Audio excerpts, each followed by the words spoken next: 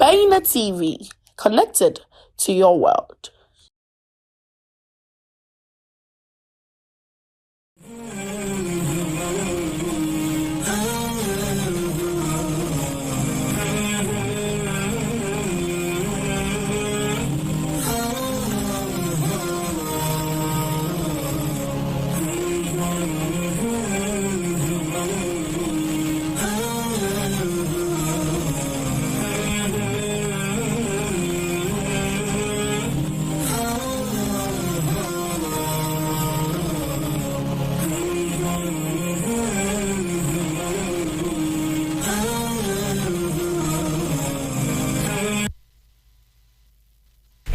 رب اشرح لي صدري ويسر لي أمري واحلل عقدة من لساني يفقهوا قولي.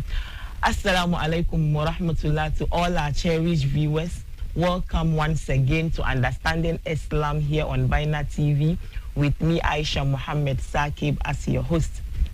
As we all know, on this show, we bring in scholars to help enlighten us on matters of the deen. And today is no different. Today we come your way with a very, very important topic that both the young and old always ask questions around this topic. So we have come with one of our renowned scholars who is popular on this show to help us rectify this problem. So our topic for discussion today is the purification bath or the ritual bath. The purification bath. Most of us have been doing it since we turned adolescents, but till date there are questions around it. So inshallah, with me today I have our own Imam, the Imam for New Town Pig Farm, Imam Abdul Razak Idris Al Hassan, to do today's discussion. So we would find out from Malam what the purification bath is, the types of purification baths we have, then instances that would call for one to perform the purification bath. Then again, is it just a mere culture or it's a religion that calls us to do? So when would one have to do this bath, then how it is done as well? Then if one has no knowledge of it, is there any consequence? Inshallah, please stay with us. We are live on Facebook and YouTube, so you get educated. Don't forget to share and leave your comments as well. So masikalo da kuma saura ina muku barka da shigowa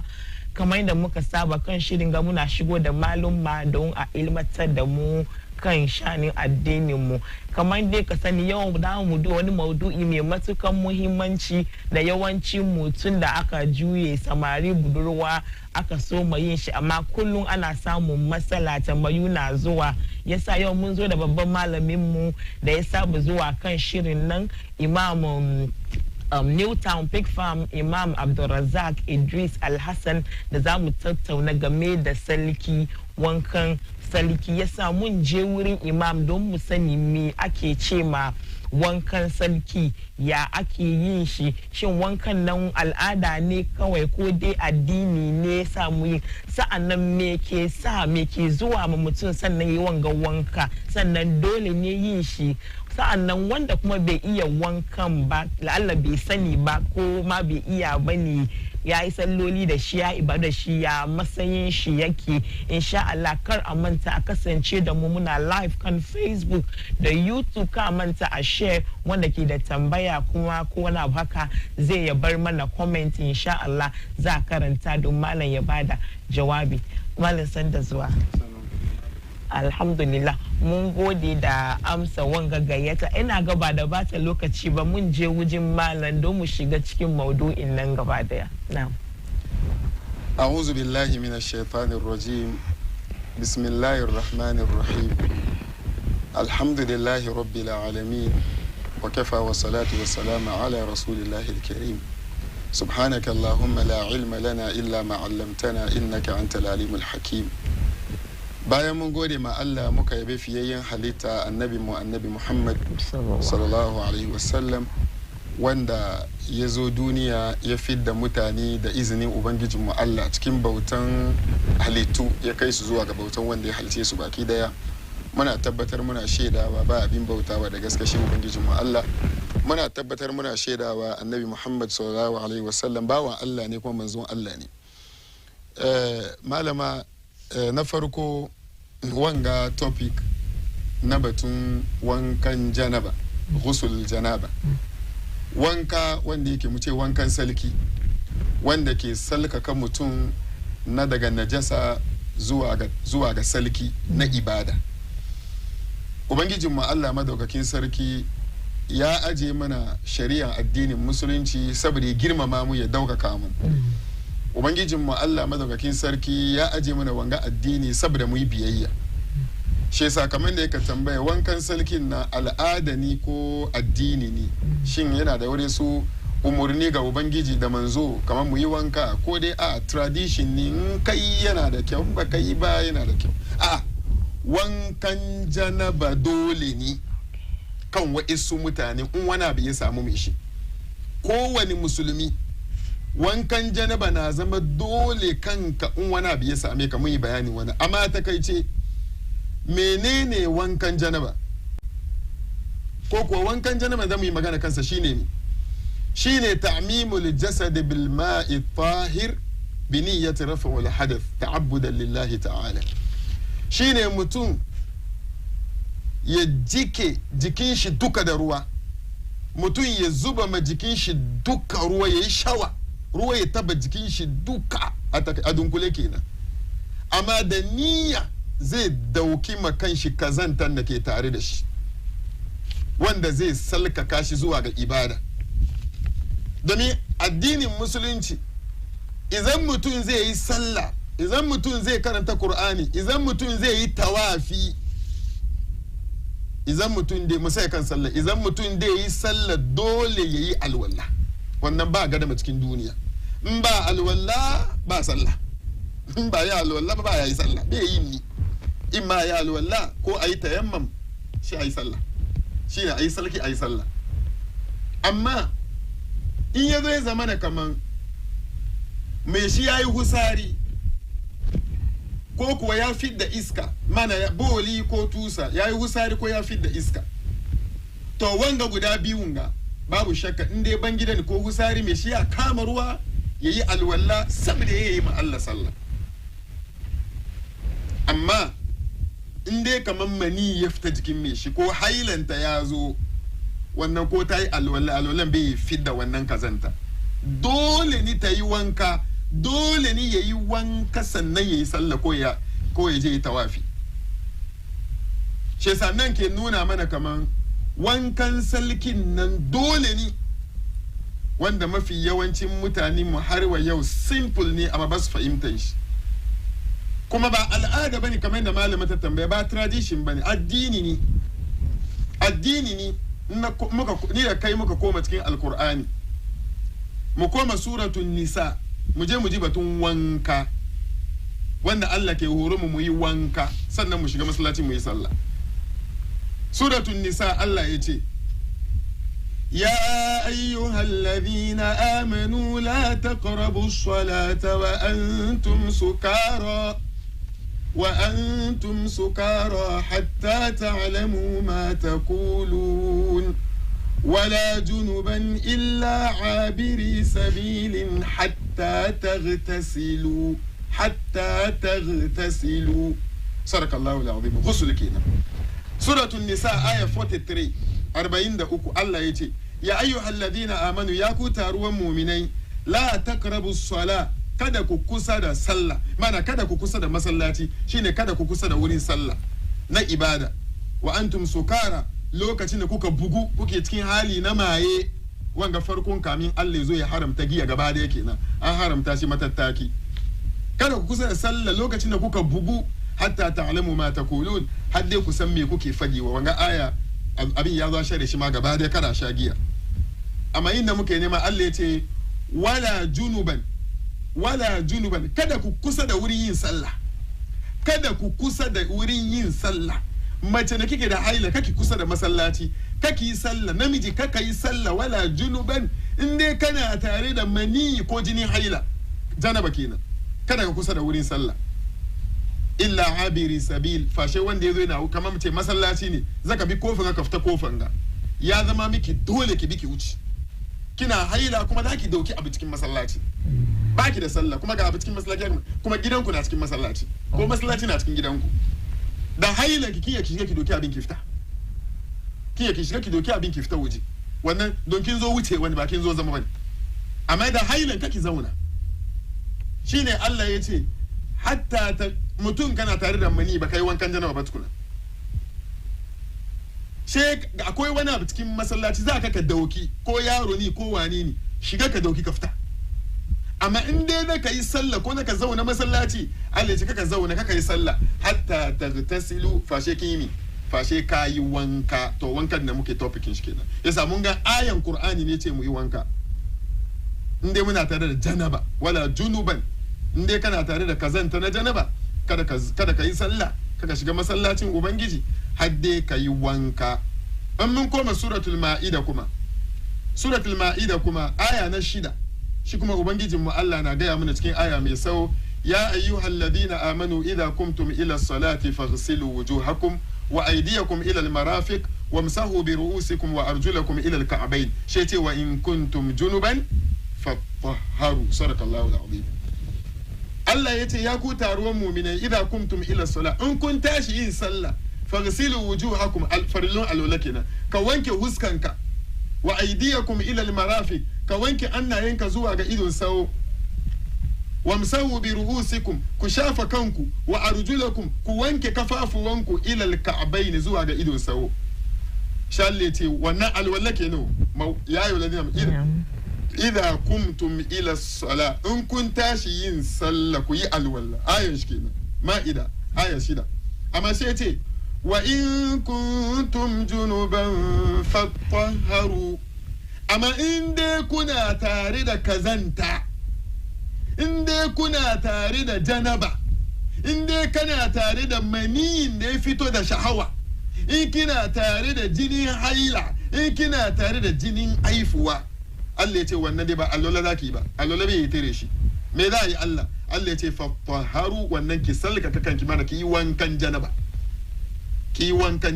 shi yasa ayoyi guda biyun ga suratul nisa 43 sannan kuma suratul ma'ida 6 sun tabbatar mana da wankan janaba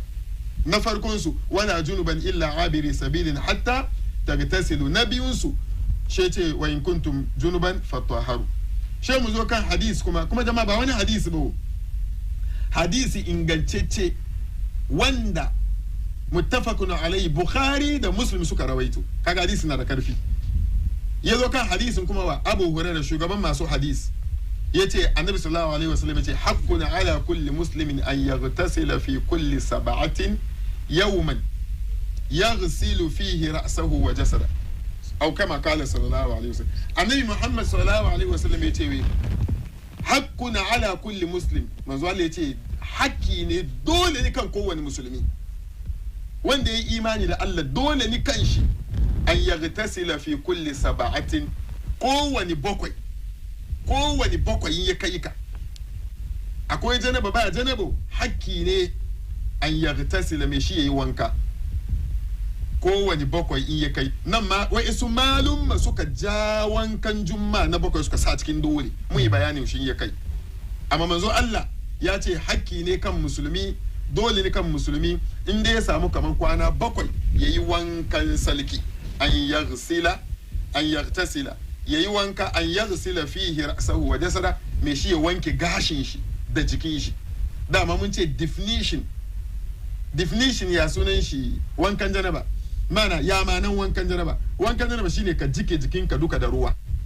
amma da niyan salki mana kaman da niyan alwala wanda zai qualifying ka yi fidda maka dauda ya kuma baka daman yin ibada a takaice wanga shine wankan janaba cikin alkur'ani da hadisai na annabi Muhammad sallallahu alaihi wasallam. Okay, ina ga mun gode ma malam sosai da ya nuna mana menene wankan janaba. Ina ga mun je mu kuma don mu sani ko ya me ke zuwa ne mutum zai yi wanga wanka. So if you just joined in, we are with Imam Abdulrazak Idris Al-Hassan and we are discussing the spiritual bath or the purification bath. We are live on Facebook and YouTube. Please do follow us there. And don't forget to leave your comment as well. Okay, so basically what Imam said was that the ritual bath is compulsory on every Muslim at some point in time. When one or two things happen to them, then they have no option than to perform the ritual bath. So Imam went ahead to describe to us what the ritual bath is.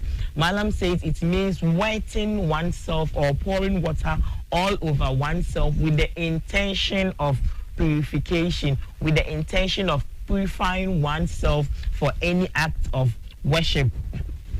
Okay, Malam also mentioned that when one goes to urinate or when one visits the private, what we do is we clean the private part, then perform ablution for prayer. But there are some instances that just cleaning the place is not enough, but one would have to perform the purification bath or the ritual bath to clean oneself and prepare oneself for all acts of worship. Then Malam supported this with Quranic verses to tell us that this act is not a culture or some tradition, but it's Allah Azza wa Jalla that has commanded us to do that. So he went to Surah An-Nisa verse number 43, Surah An-Nisa verse number 43, and he says, oh, you who believe, he says, do not go to prayer when you are not clean. That's when one ends their menstrual cycle, or when one ends the postnatal blood, or when one engages in an intercourse. One not go into prayer when they are hot, when they are not clean, until they perform the spiritual bath, the ritual bath, in order to clean themselves. Malam also mentioned that the verse says don't go close to prayer. That means don't even go to the prayer ground, don't enter the mosque. When you are a lady and menstruating, don't go inside the mosque. If you are a man, after an intercourse, you have not bathed yet, don't go inside the mosque, unless if the mosque has become like a pathway. Maybe your house is closer to maybe you have to pass through the mosque before you get to your home, or you just pass in there to pick up something, but don't go and stay in there or with the intention of what's going to pray. You can only go into pray when you have cleaned oneself using the ritual bath, which Malam would teach us how to do it in the course of the discussion, inshallah. Then Malam also went to Surah Al-Ma'idah verse number 6, where Allah Azza wa Jalla again speaks to the believers. He says before going to prayer we should wash our hands, our face and our legs. But it also stated that but in case one is dirty or one is filthy out of menstrual blood, postnatal blood, or after intercourse, one would have to clean themselves by bathing, that's performing the ritual bath. So these are Quranic verses that supports the bath. So it's not a tradition where one would choose to do it or not to do it. It has become compulsory. Then again, Malam quoted a hadith that the Prophet ﷺ says it is compulsory on every Muslim to perform the purification bath maybe once every week. It is compulsory to do it once every week. That is at a point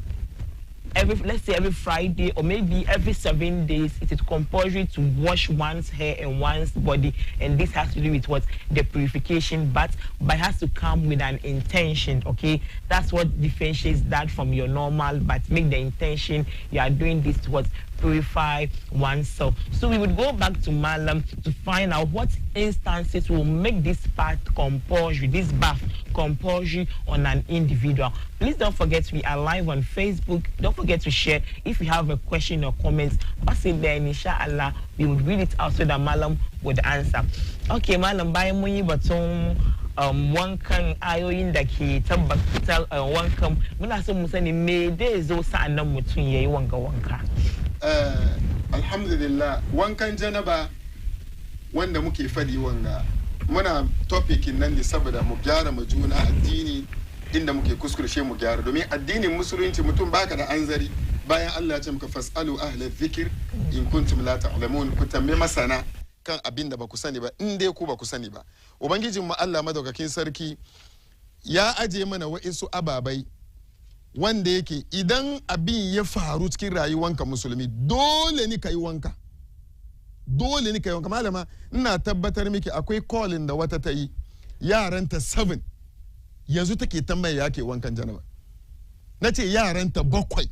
yanzu take tambaye malam ina son sai yake wankan janaba. dafa yaran ga duka ya kai cikin yara bakwai ga kuma kwanciya nawa aka yi ba laifi ta yi kokari ta tambaya shi yasa jama'a mu gyara mu fahimta kuma yanda yake abin da ya zama dole kan mu yi wankan jaraba malamakin ta menene in ya samu mutum kamar mun san kamar idan mutum yayi bangida in ya kewaya ko yayi husari mu duka musulmi ya sani ko ya use tissue ya use takaddama ya kama ruwa yayi alwala musulmi da san wannan menene kuma in ya samu mutum zai zama dole yayi wanka domin wankan janaba na nan kashi guda biyu akwai wankan janaban da yake fariba ko mu ce sunna akwai fariba akwai wajib shine kuma akwai sunna shine wani mustahab shi yasa wankan janaban da ya zama dole ta wankan janaban na kuma ya zama sunna ba dole bane amma an kai yana da kyau kawai mu ce mutum yayi wankan janaba ya je ba mani ba haila ba jinin komai amma ta yi wanka ta je juma kamar da muka yi wankan juma yau wannan sunna ne muna da lada yana sai masayin alwala ba sai mun yi alwala kuma ba kamar mutum za shi idi yayi wanka idi sallar karami ko babba wanga duka sunna ne ba dole bane kamar mutum da ya sa ihram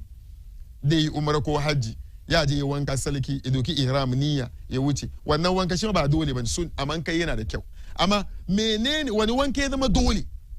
wankan ne zama dole na farko shine mi khurujul mani amma khurujul mani ga bi shahwa shine idan mani ya fita jikin mutum namiji ko na mace domin na mace ma na da mani idan mani ya fita jikin namiji ko na mace amma mani na ya fita da shahawa me yasa nace ya fita da shahawa saboda wani lokacin namiji na ya shiga kusfa yayi fusari bayan yayi boli zai ga mani ba mazi ban jama'a muna da mazi malama muna da mani mazi ba ya mishi wanka ina so wurin ki yi bayani da kyau mazi ba ya mishi wanka malama mazi shine mi shine abin na idan aka yi fira ko aka yi romance aka yi wasa da juna kamin a yi kwanciyar sex ko a yi fira mai dadi na soyayya kamin a kare firan nan ka jike na mace ya jike na mace ta jike wandonta ya jike namiji kuma gaban shi ya jike supportin shi ya jike in dai fira yayi fira ga masoya kenan in akwai soyayya aka yi firan love kamin a kare kan phone ma yana jikewa in dai shawan na da karfi sannan kuma ba ma firan ido da ido ake kallo wani na ya kallo ma ya samu mazi wani kuma maybe romance ne kiss tattabawa da menene kamin ayi kwanciyan kenan wannan romance na aka yi na she mai shiga wando jikin duka ya jike yana yauki amma wannan yaukin na muna son kowa san maziyi ne ba mani bane wanda duka ya samu maziyi duka malama zai kama ruwa ne in ya taba wandon ya sake wandon ko ya wanke wandon amma maziyi an kama ruwa a yi alwal don maziyi na san kaman boli na wani ko ya yake yauki muna batun mani ne wanda shi yana mani da kuma zai fito ya fito da feelings domin mutum namijin da ya yi nisa da matan shi wani lokaci yana ya boli yana ya fusari bayan ya yi fusari cikin kusfan shegan mani ya fita gulli ya fadi kare ce mani ya fita na yi wanka wanga mani ya fita normal fita muna batun mani ne ya fita da shahawa mani ne ya fito da karfi da feelings mana wurin sex kenan to wannan mani ne ya fito da karfin nan ya fito da shahawan nan dole ne a yi mishi wankan janaba kuma mani na in ya fito fil yakadati aw fil nawm aw fil manam ko da mani na ya fito cikin kwana mafalki domin inda wa'ansu kaman gauraye mu muna ce gauraye cikin Hausar mu na nima mana wanda bai yi aure ba ya dade gida bai yi aure ba to Allah na so ya ji tausan she ba shi wannan mafalki simple one ya sake kanshi da shi kada amma wannan mafalkin ubangiji ne wani su ce wurin shi almimi dai in mutum yayi mafalki kamar yana saduwa da mace ko yana wasa da mace cikin mafalkin ya so ma jin dadi yana jin dadi kamin ya duba kuma ya ji dadi kamar yayi kwana da mace ko yayi wasa da mace mani na zuba mai da zai falka kwana kuma gaskiya yayi jikin ya bata mani ya fita cikin mafalki kenan amma mani ya fito kuma ya ji dadi cikin kwanan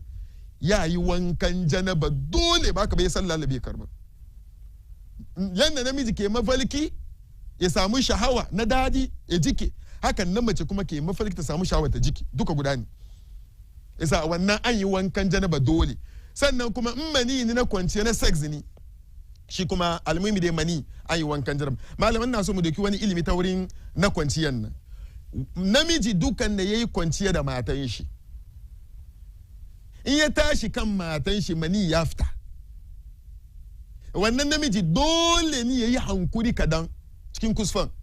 ya lallashi kada ya gira har wani fusari ya fito baya, ya yi wani boli kadan ko da yawa, ya yi dai wani boli ko kankani ne, to wannan boli shi zai zo ya ture sauran mani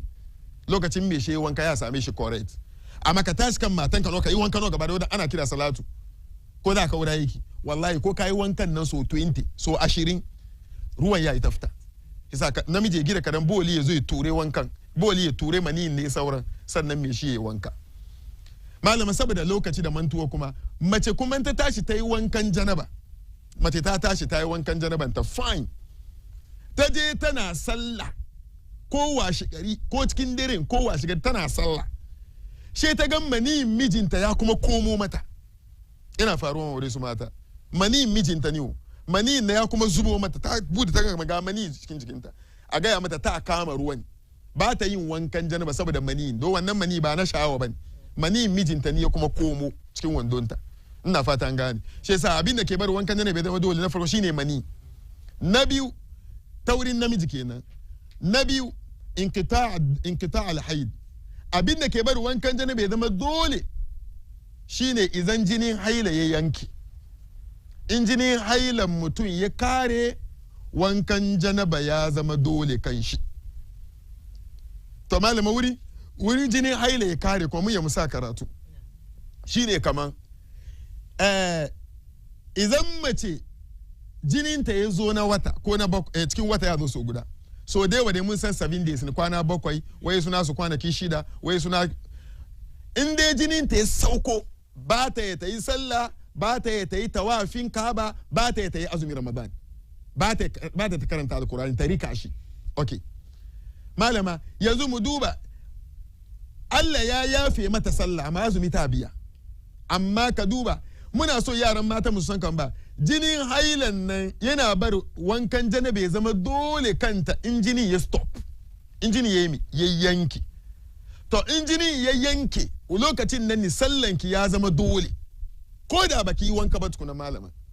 Domin kana samun yaran matan da yawa, jinin hailanta ya kare bayan sallah asuba, ta san kaman ta yi wanka yau jumman ga ta yi wanka, ta yi azafar lasar magiblisha, amma saboda school ko zuwa wurin aiki ko wani harake kamata ko aikin gida, she ba ta yi wankan salkin ba, ta yi azafarin ko lasar ba ta yi wankan ba saboda tana cikin wurin aiki cikin gari, she ta dawo marance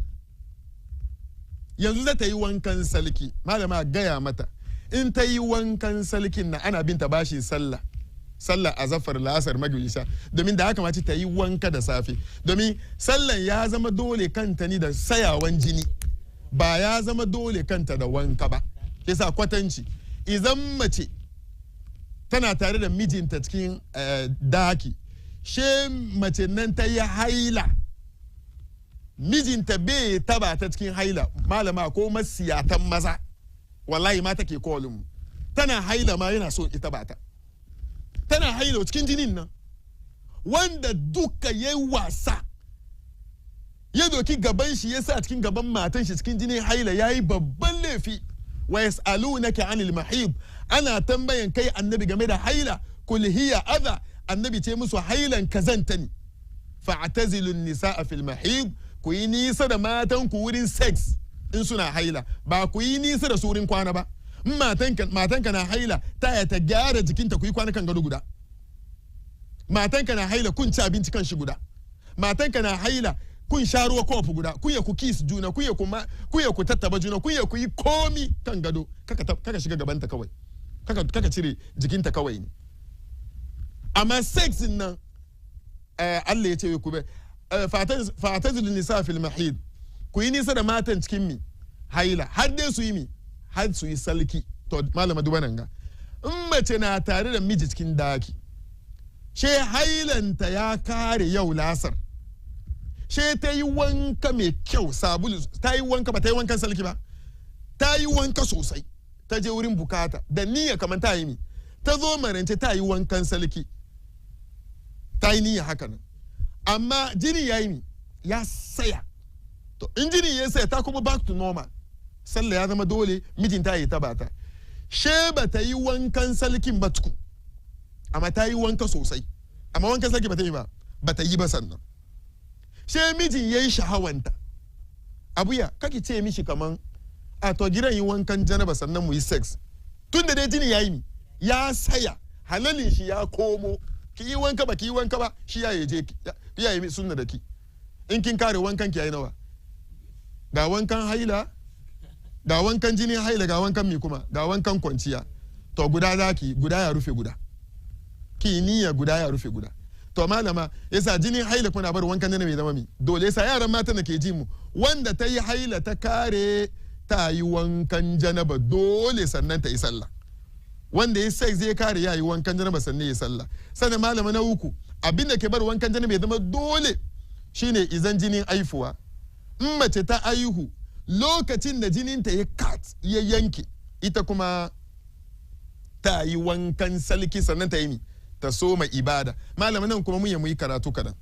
saboda kin sani na sani iyayenmu mata har wa yau yana cikin hankalinsu ta aifu jini ya zo Allah ya sa jinin ta nan kaman kwana 15 15 days jini ya kare 20 days jini ya kare wani ma 1 week wani ma 4 days jini shi ya stop akwai mata haka nan malama wallahi me shi na zaune bai sallah menene wai ban fita 40 ba tuku wallahi ban san da suka samu wannan magana ba wa 40 ta bai kai ba tuku amma ki aje bashi Allah ya yafe miki Allah ya yafe miki sallah ya yafe miki azumi ya yafe miki tawafi ya yafe kar mijinki yi kwana da wannan lokaci saboda jini ba saboda date ba shi yasa wanda ta aifu in dai jinin ta ranar da jinin ta ya kare ko wanda ni malama rana guda na jini ya kare ta yi wanka ta fara sallah ka ku aje shi shi yasa in dai jinin aifu ya yanke wannan kuma ya zama dole a yi wankan janaba sannan a yi sallah na uku na fudu kenan na fudu idan kahuri ya shiga musulunci arne ya yi tuba ka duba janaba nawa ya wuce shi don shi arne ne da kawai da muka ce kafiri kayi firi me yasa domin kafirin bai yarda da Allah ba ya ci komi bai da doka ya yanka kowane cace ci ya yi kwana da kowane mace ba wankan janaba yasa ran da zai shigo addini wannan wanka dukan nan shi yi shi guda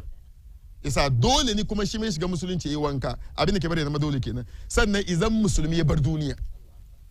wannan kaman kin ce mun yi shi topic daban wankan gawa shi ma mun zo mu yi topic shi daban shi ne wankan na amma mun bambanci karan ke ciki isa wannan kuma na bar wanka ya zama mai dole kan wannan sannan na karshe mughibul hashafati dhakar fi farji zawjati idan gaban namiji ya shiga cikin gaban in zobe na gaban namiji ya shiga cikin gaban na mace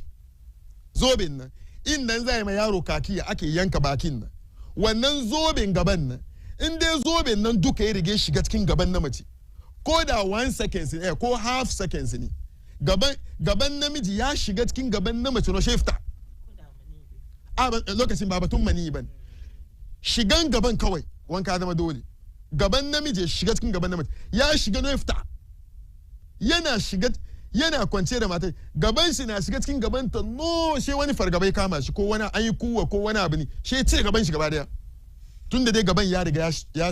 gaban ya soka cikin gaban matan shi sokan gaban na lokacin ba batun mani ai mani bai zo ba a'a lokacin shigan gaba cikin gaba kawai inji wani ya ce idgam shigan gaba cikin gaba kawai wanka zama mi wanka zama dole da hadisin annabi Muhammad sallallahu alaihi wasallam wanda Abu Hurairah ya wato yace idza jalasa baina sha'biha al-arba thumma jahadaha faqad wajaba al-ghusl shi cikin riwayar Muslim yace walau lam yanzil Abu Hurairah yace annabi Muhammad sallallahu alaihi wasallam yace idza jalasa baina sha'biha al-arba idan namiji ya zama tsakanin kafafuwan matan shi guda fudu mana ya shiga tsakanin kafafuwanta da annayenta aka ke sex thumma jahadaha har gaban shi ya shiga cikin gabanta gaban shi ya soka cikin gabanta fakadi wajaba al-ghusl wanka ya zama dole yayi wankan janaba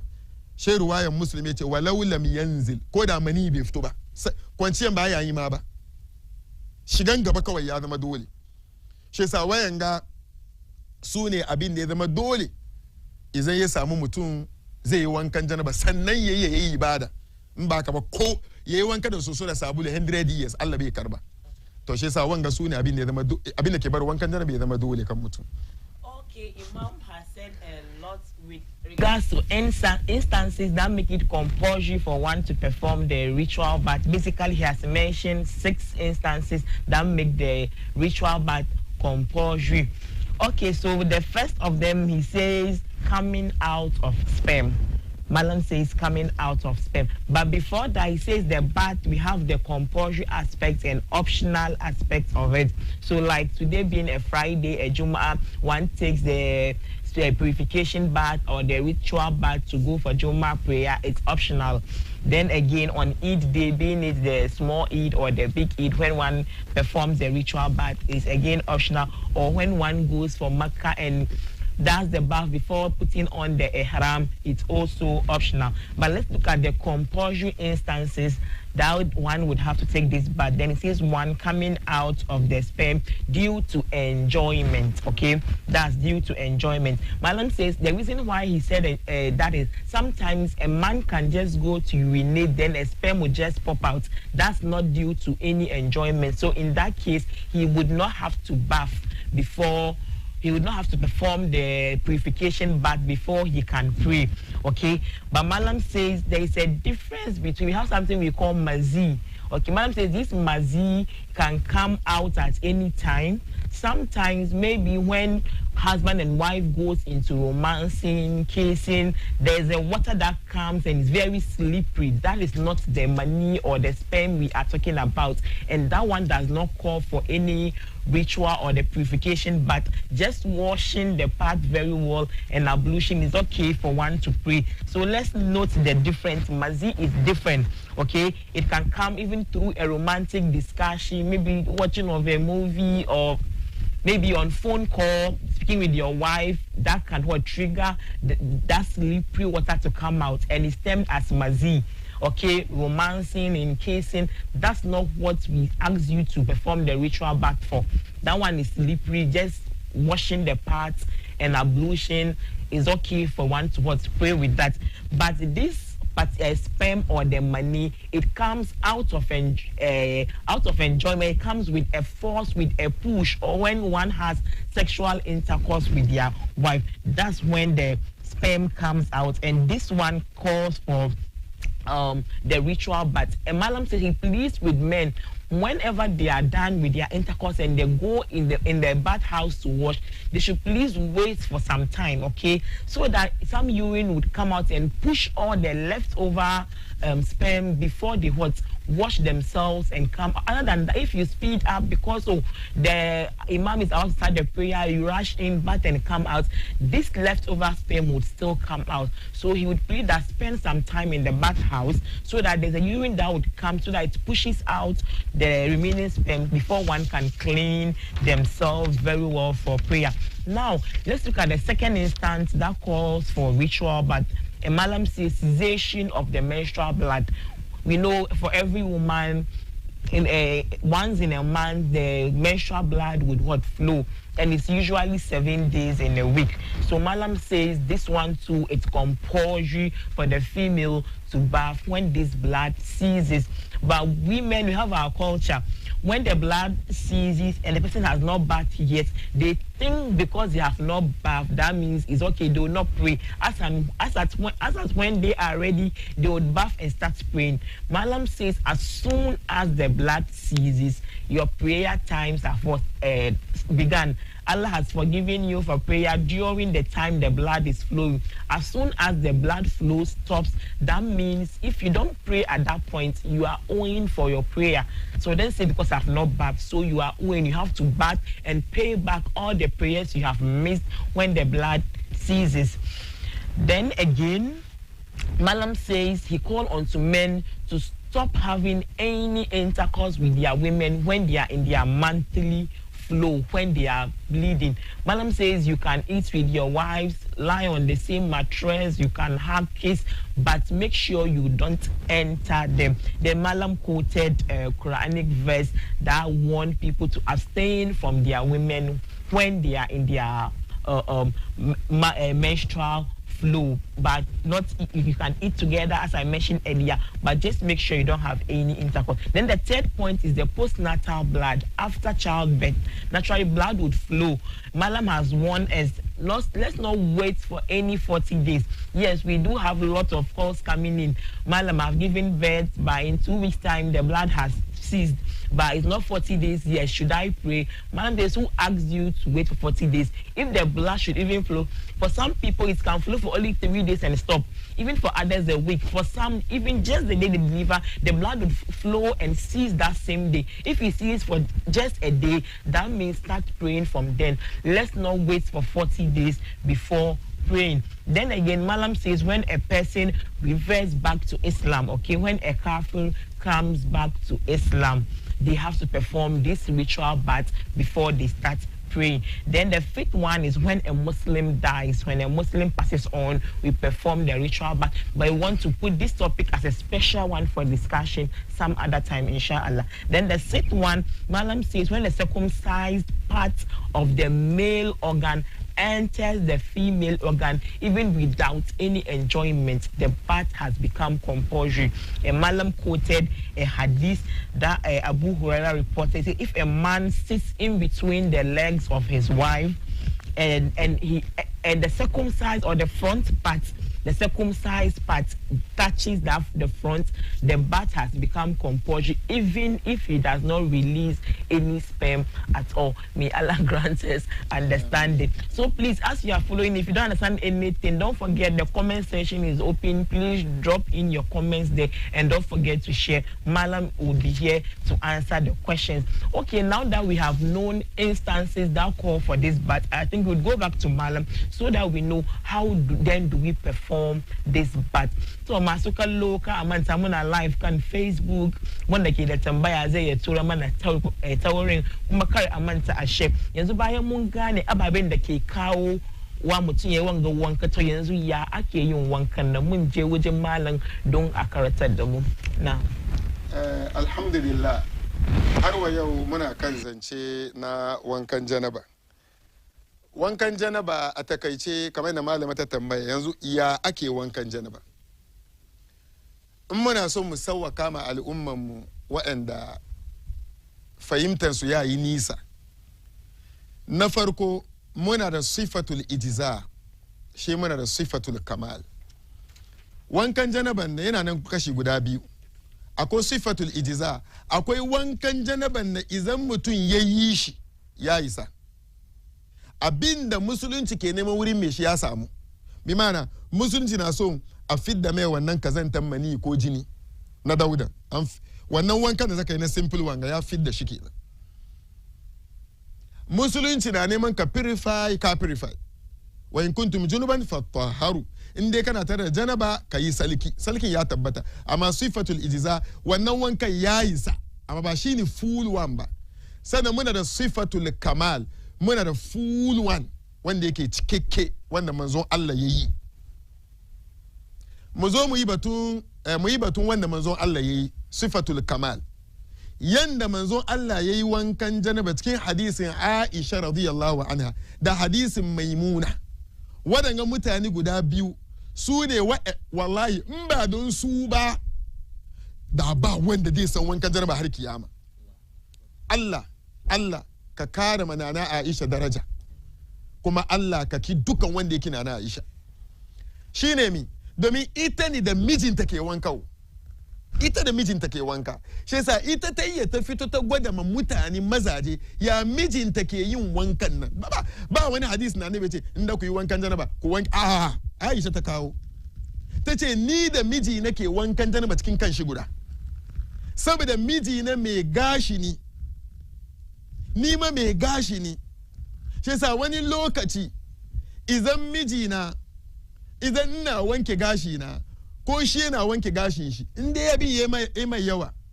inda ina zuba ruwa she ka ji miji na ce mini da'ani Aisha rage mini ruwan mana rage mini nawa wanga shine fiyayyen halitta annabi Muhammad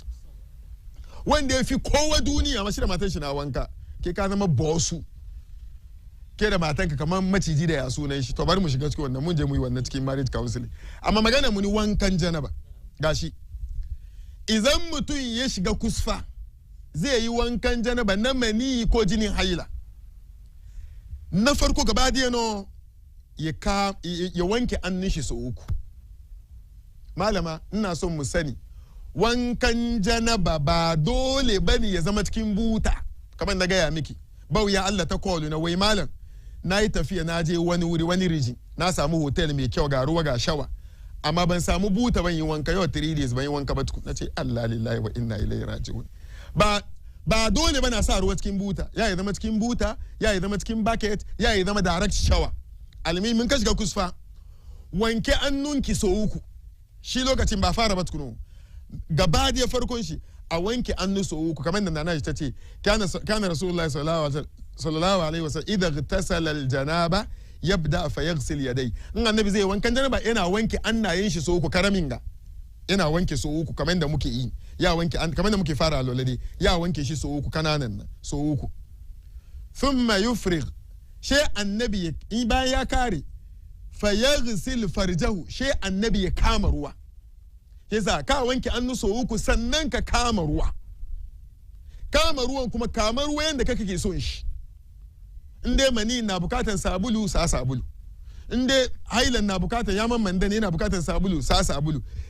kida ba kama ruwa tun kan cibiyanki zuwa kataranki gabanki da bayanki wanke su da kyau samu kurke wanke su da kyau bayan kin kama ruwa kin kare yace thumma yatawadda wudu'ahu lis-salah she ka yi alwala ko ki yi alwala irin alwallan da muke yin cikin sallan nan no irin alwallan nan no ba wani wahala ciki wanke annu so uku ko guda ko bibi wani su so wannan ba ka wanke annunka so uku baki so uku anci so uku fuska so uku a wanke annu kuma so uku a wanke annu kuma sannan kuma a shafa gashi a sa kunni in an kare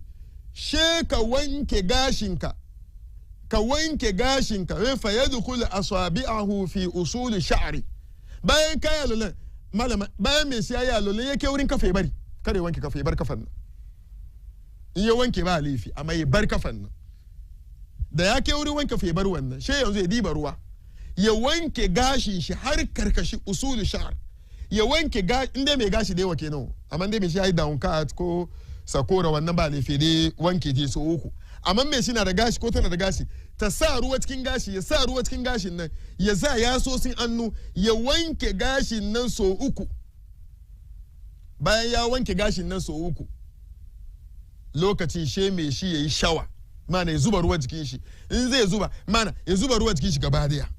yana zubawa yana gogawa she ya gama da wanke kafa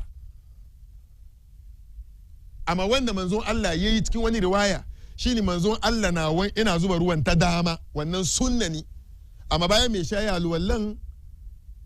bayan mai shi ya wanke hannu ya kama ruwa yayi alwalla ya wanke gashi ba ya shafa ban difference kenan a wanke gashi alwalla na shafawa wanga na wankewa so uku in ya shafa kunni to lokaci yayi shower straight amma cikin sunna ne yabda bil yamin ya soma wanke ta dama tun kan kafarin shi in ya zuba ruwan she ya aje abin zuba ruwa ko ya aje butan nan yayi addalku yayi ta gogawa kada ta zuba ya sa hannu yana goga jikin shi amma malamai yayi hankuri wurin goga jikin kare doki hannu ya taba gaba kuma yayi hankuri sai an tun bashi sai kama ruwa ya san ya zuba ruwa ta daman shi haka har kasa ya zuba kuma ta agu har kasa she sauran ya zuba sauran jikin shi in mai rarraba shi left and right before left ko ko yi gaba daya to wannan sifatul kamal kenan to wannan yayi wankan janaba a cike wanda manzo Allah yayi da wannan wankan janaba nan ya kare yayi doki tahul ya share jikin shi don ko da ya share gaban shi ma wannan ba annun shi bane fafauna wure amma wannan wankan da muka fadin nan yana karewa yana fita cikin kusfano yayi sallah da shi ba sai yayi alwala kuma ba inda sallah na kan shi kenan sannan muna da sifatul ijza wannan mun fadi fulu wanda mu zo na simple one malama mutum ne ke tare da mani ko ya kare haila ko ta kare haila ko jinin aifuwa she me shi na so ya wankan janaba ya confuse wanga ya mai yawa kwarai malama ku ce ma me shi ni na ce kamar yadda malumma mu suka ce malumma fiki yayi niyya amma niyyan ba fadi wannan ni mu ku ya hankuri balle mani ne ke zuwa makarantar matan nan wallahi malama mani na Allah musu alkhairi kowace malaman mace da take teach mata take jina mu muna muku addu'a cikin sujada don kun bar iyayen mata wallahi sun samu ilimi ga karatu ga kun fit da su cikin rashin sani amma ye ku ya hankuri da batu addu'a nan malama an gwada musu addu'an kabari ma ana hadda cewa man rabbuka rabbi Allah ma ya hankuri mutum zai zo yi wankan janaba wai shi yayi niyya yazo sai ya kusfa Allahumma inni nawaitu gusulu janaba me kenan na fito niyya cikin zuciya ne an-niyyat mahallu al-qalb niyya kai cikin zuciya ka kudurta cikin zuciya malamin na doki kanshi nuwa na jina she mutum bai aure ba nuwa na ji kaman gauraye samaru Allah ba ku hankuri she doki kanshi sa cikin roba baki ya je wurin mai sai da tuwo niyya me yayi a she ya fadi na niyya zan sai tuwo tunda dai yayi niyya kaman janaban ya kare mani ya kare ya shiga kusfa niyya kenan yasa da mu yi sifan simple one shine mutum yayi niyya shiga kusfa malama ba alwala ba komi ya kama ruwa ya shawa ya kama ruwa in ya kama ruwa ya kare ya zuba jikin shi shawa kawai yana zube yana gogawa shawa kawai yayi wallahi yayi wankan janaba yasa yi niyya ka yi shawa amma malum suka ce in yayi wannan nan she lokacin sallah ya kai yayi alwala yayi sallah amma yayi na farkon da muka fadin na wannan yayi shi ina fatan gane shi yasa niyya da jiki da ruwa akwai wahala cikin kai niyya kai shawa in dai shawa ni kuma malaman in dai shawa ni she mutum ya kare haila ko mani nashi ne fito yayi niyya ya bude shawa gaba da ya fara wanka yana wanka cikin shawa har karkashin kafan shi gogoga a sassa cikin yasosin annaye kafafu a sassa karkashin kafa duka a wanke malama in dai mai shi na da swimming pool fa abin ruwan da aka yi kamar wurin to wannan gaba da yake nan yayi niyya kawai ituma ya shiga ciki amma yaya wanka kenan ituma ya shiga ciki fito ta baya Allah yayi wanka sa wankan janaba simple ne wanga shine wankan janaba in me she kare ya share jikin shi in yayi sallah in bai sallah ya fidda wannan kazanta kenan sai sa wankan janaban kenan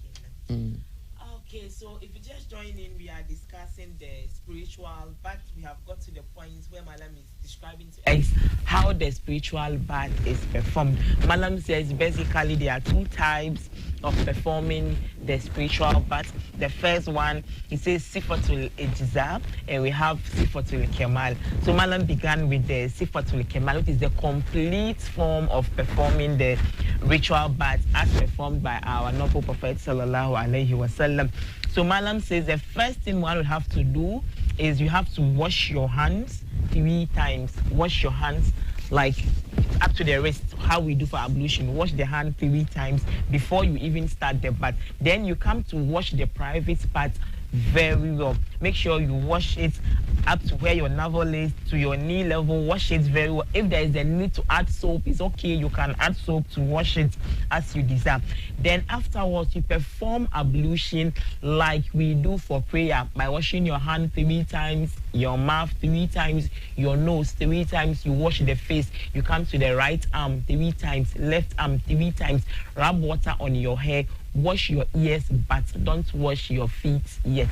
Okay, you don't wash the feet yet. Afterwards, you then come to wash your hair. Wash it very well, not like how for ablution by applying. Put in your fingers and wash the hair. That's if you are hairy. But if you have cut down your hair, it's okay to just rub it. But wash it very well using your fingers. You do that 3 times. Afterwards, you pour water all over the body. While you are pouring the water, make sure you are rubbing each part of the body very well. Malam says it is sunnah to decide, as we were taught, to divide your body into 2 equal parts. Wash the right part first, then you come to the left. So you can start by washing only the right part by pouring water from your shoulder downwards. As you are doing that, make sure you are rubbing all parts of the body very well. Then you come to the left part and wash it too very well. It's either you do it that or you pour water all over the body, but make sure you are rubbing very well. Malam says when one does this, it's enough for them to what? To use this bathing for prayer.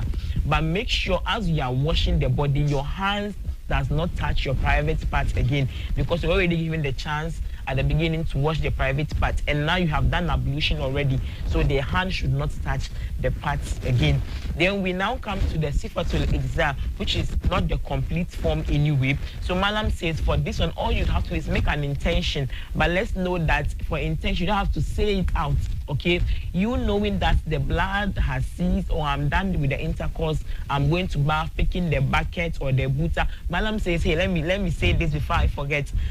Ritual bath does not need you having a buta. A female called him that she has traveled elsewhere, but she could not find a buta in a hotel where there is shower, there is water, so she couldn't perform her ritual bath for like 2 days. So it doesn't mean without buta you can use your bucket. If you have a shower, a swimming pool, you can use all this for the hot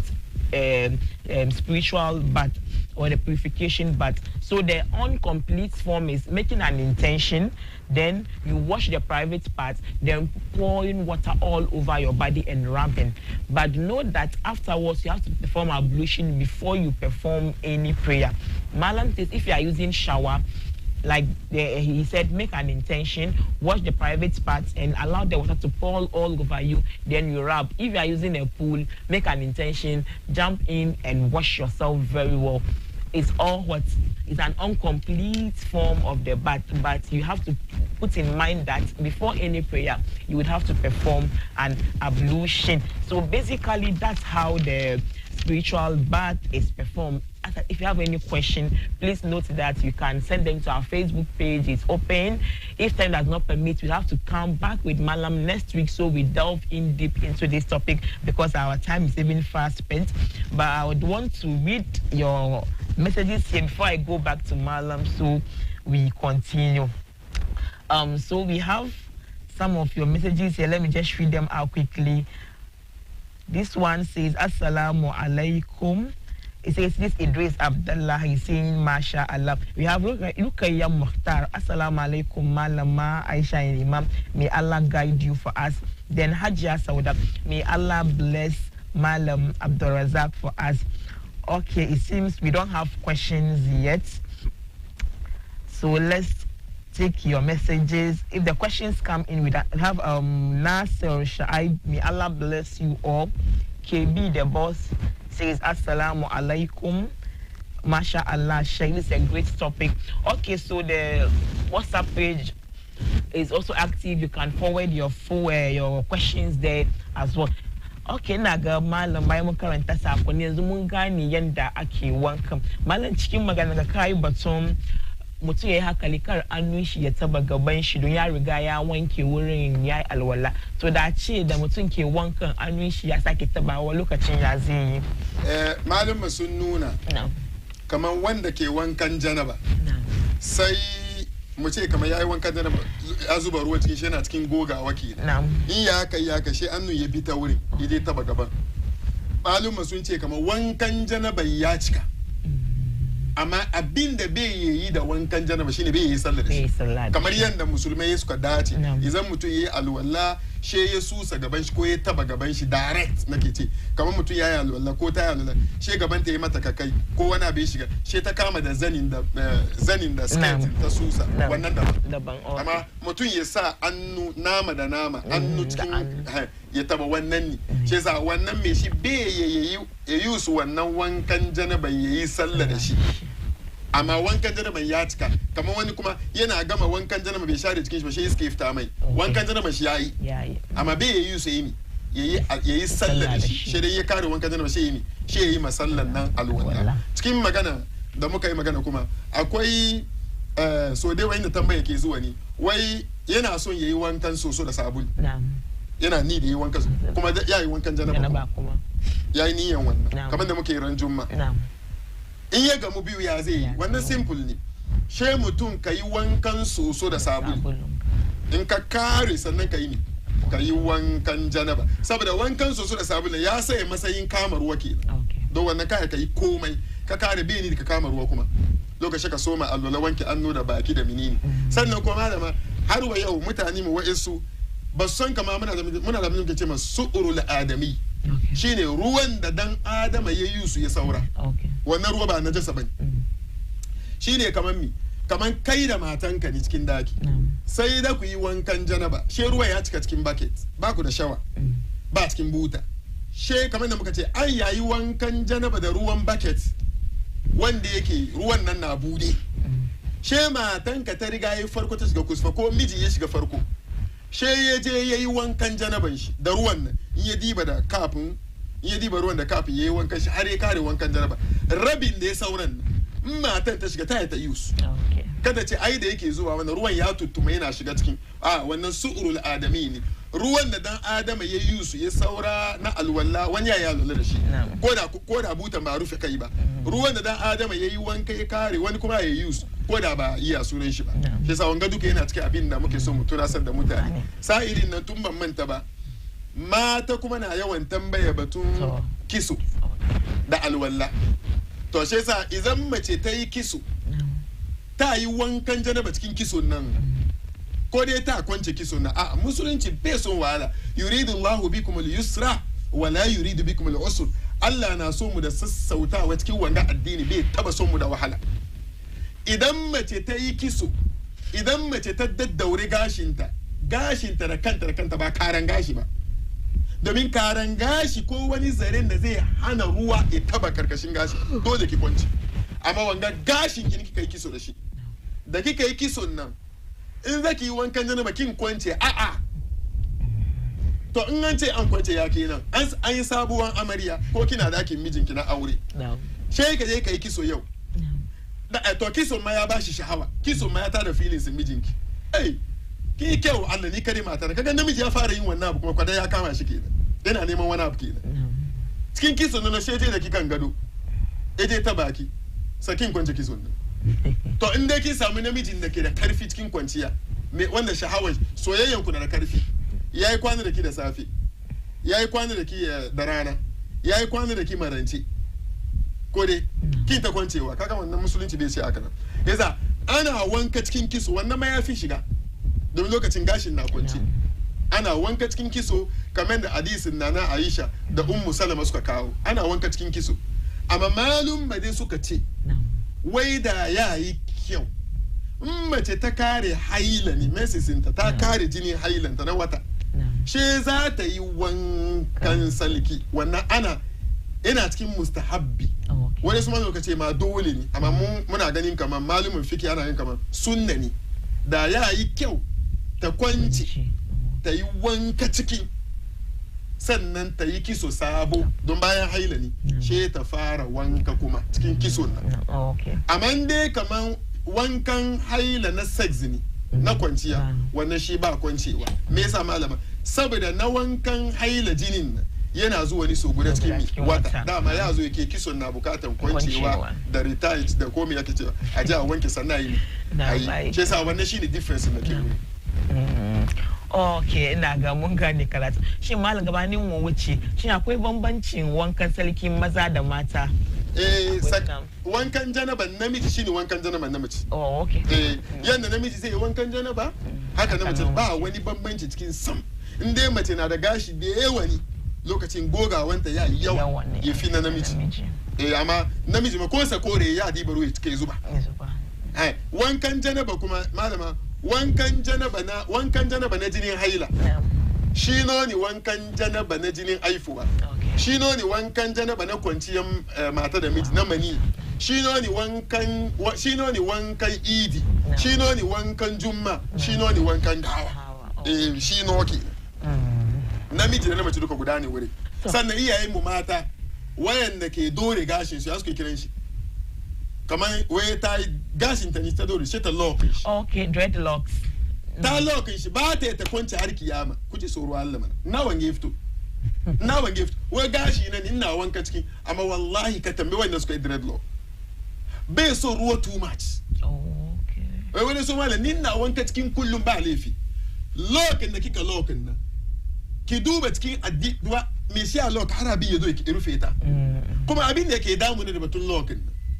nan shine kaman an yayi gashin nan no shi no wannan style no ba lawo ba maybe ta yi su cikin wata 5 sai ta yi ko wata 3 sai ta yi ta kwanci to menene problem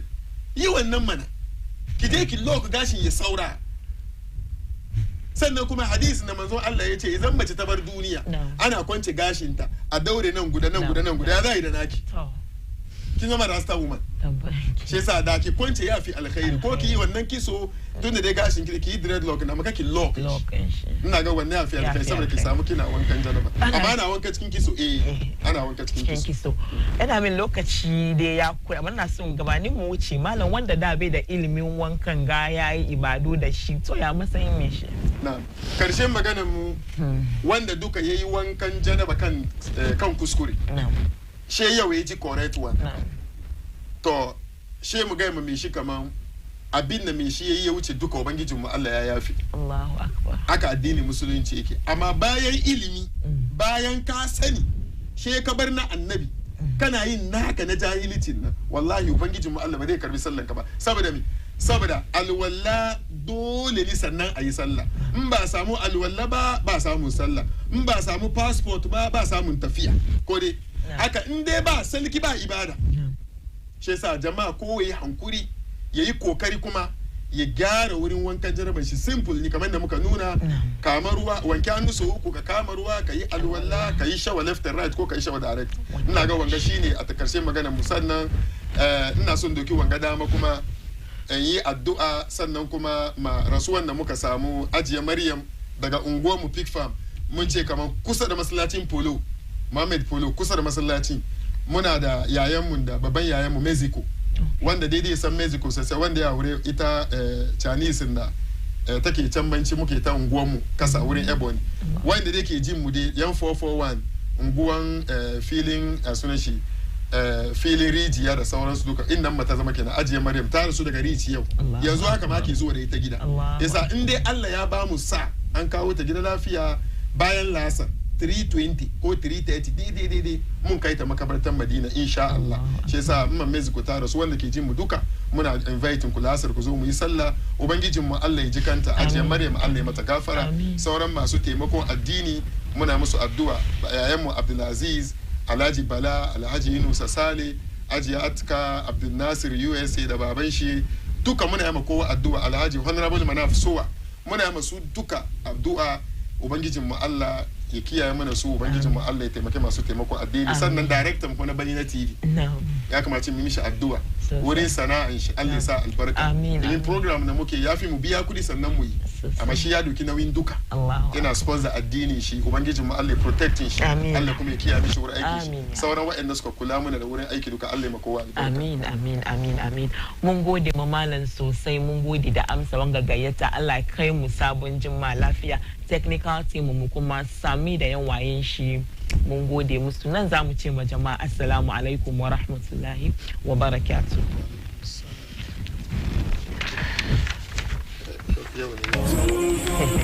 mun da kuma subhanallah